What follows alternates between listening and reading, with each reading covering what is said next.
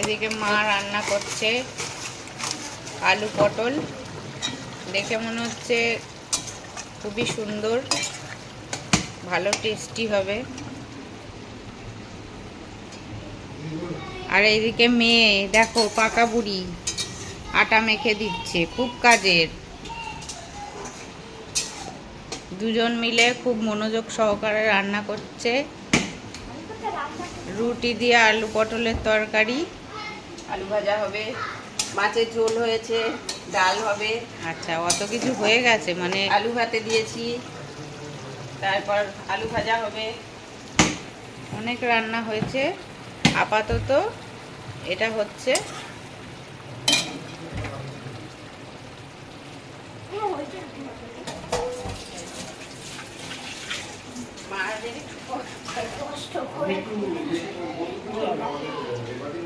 কালকেও মেখে দিবি, হ্যাঁ মানে আটাটা একজন মেখে দিলে একটু সুবিধা হয়।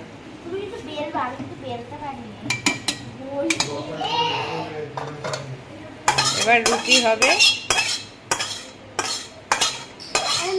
পরের ভিডিওতে রুটিটা দেখাবো।